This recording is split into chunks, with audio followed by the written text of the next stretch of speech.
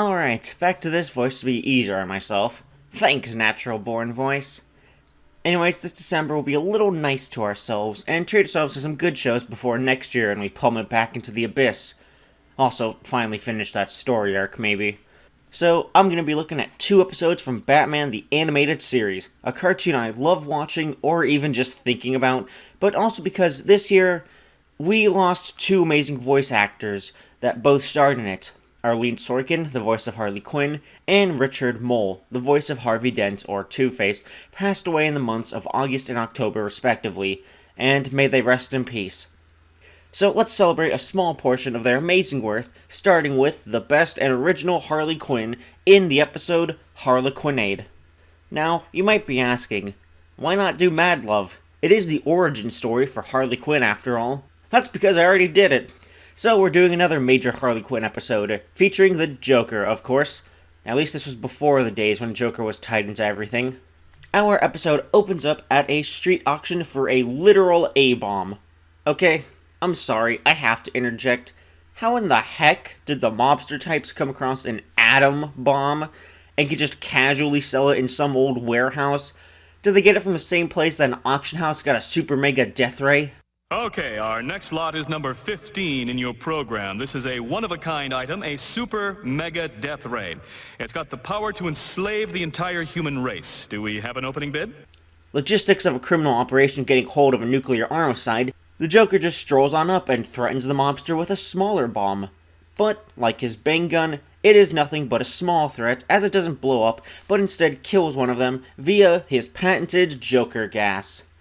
And it's definitely not scary at all. Gordon is already on the case and wants to evacuate the city, given how deadly the threat is alone, though the other man on the line, who I will later find is the mayor, is on the exact opposite train of thinking because the location of the bomb is unknown, so potentially may not even be used on Gotham. Ah, don't you just love politicians focusing on the finer details when action really matters most? Also, Batman was just here this entire time with Gordon, apparently, and tells us that to try and catch the Joker this time around, they'll need to think like him or get someone who does. And given that the Joker is crazy, it's just easier to get someone similar to him to track him down. Enter one Harley Quinn, the gal Friday to the Joker, who's thankfully in prison still. Batman fills her in and offers her a deal that she'll get freedom should she help and not betray the Bats. Although she agrees, Batman keeps her in handcuffs still, for all of 10 seconds before she causes some damage to the Batmobile. Oops. Listen and listen good. You don't touch anything, say anything, or do anything unless I tell you. Got it? Yes, sir. Okay, even when channeling his inner dad energy, Batman is still plenty scary. Helped even more by Conroy's performance, sounding like he's actually about to blow out the microphone. Although not fully in line, Quinn does show Batman where the previous hideout was so he can gather clues. While looking at some of Joker's monitors, though, he gets attacked by the hyenas and is only saved by Quinn. And since this is before Mad Love, we get a tiny bit about why Quinn decided to follow the Joker that does line up a little with Mad Love later. As a psychiatrist, she was stuck in the role of a helper, but the Joker and his personality essentially liberated her from such a restricted life. Oh, also Quinn is in her costume now, instead of prison garb. Probably easier for the animators. The second hideout appears to be a bit of a bust, as a bunch of crooks are now using it as a gambling parlor. Quinn decides now is the best time to betray Batman and knock him out from behind.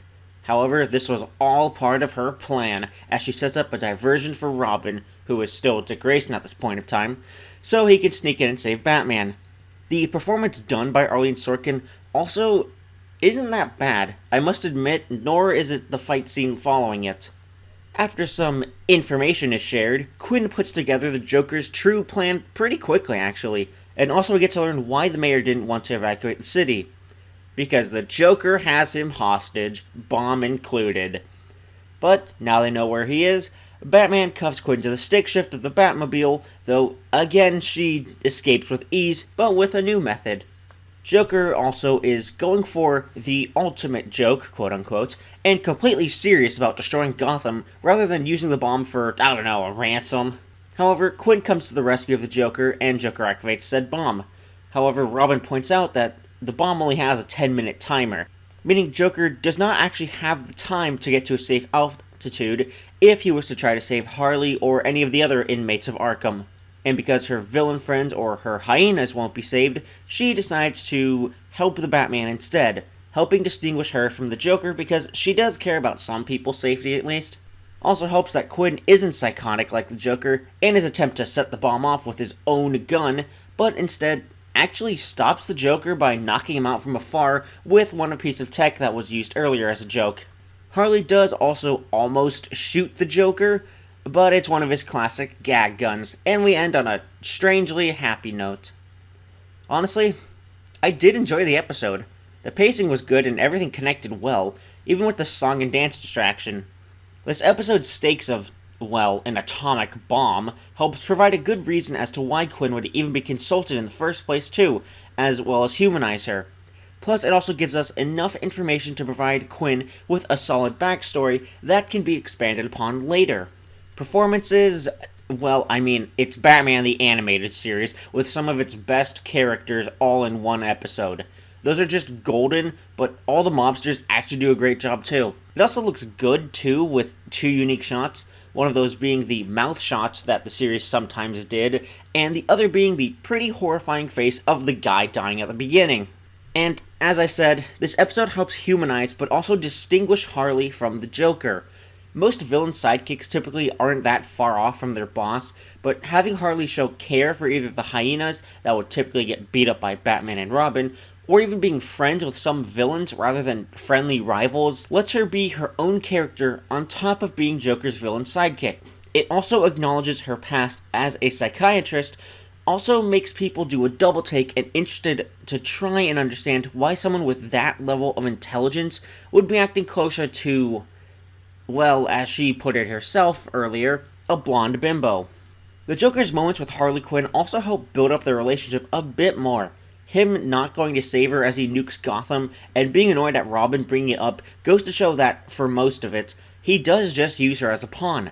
But when he stopped and Harley actually tries to shoot him after him saying she can't, and just laughing about it, and bringing her into his arms, shows there is maybe some small feelings he does have for her. He could toss her out if he needed to, but she also compliments him quite well, and even he knows it. Which this again gets built up later in Mad Love. Really? This is a light prequel of Mad Love when it comes to characterization? Also, yes, Batman channeling his dad energy is the best part of this episode. Anyone who says otherwise is wrong. And this episode gets a 9 out of 10. Small things with the pacing dip it only a little bit, but I do stand that the pacing is good, just not perfect. Also, Gordon kind of gets dropped rather quickly, and that is unfortunate, although I do understand why. Hope you all have enjoyed it though, and have a good day. I'll see you all later.